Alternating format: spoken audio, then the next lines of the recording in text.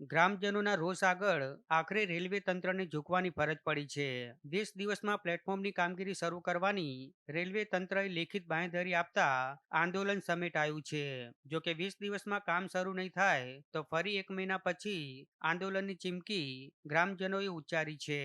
જૂનાગઢ જિલ્લાના કેશોદના બડોદર ગામે બડોદર રેલવે સ્ટેશનનું પ્લેટફોર્મ ઉપર ઉઠાવવું, રેલવે બુકિંગ ક્લાર્કની નિમણૂક આપવી, સૌરાષ્ટ્ર જનતા એક્સપ્રેસ, ઇન્ટરસિટી એક્સપ્રેસ સહિત ટ્રેનને સ્ટોપ આપવા સહિતની માંગ સાથે 15 ગામના લોકોએ પાટા પર ઉતરી ભારે આક્રોશ સાથે રેલ રોકો આંદોલન કર્યું હતું. આંદોલનને પગલે જબલપુર એક્સપ્રેસ સહિતની ટ્રેનો 45 મિનિટ મોડી પડી હતી.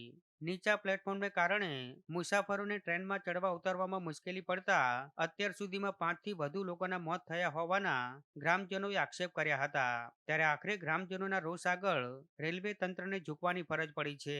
20 દિવસમાં પ્લેટફોર્મની કામગીરી શરૂ કરવાની રેલવે તંત્રએ લેખિત બાંયધરી આપતા હાલ તો આંદોલન સમેટાયું છે.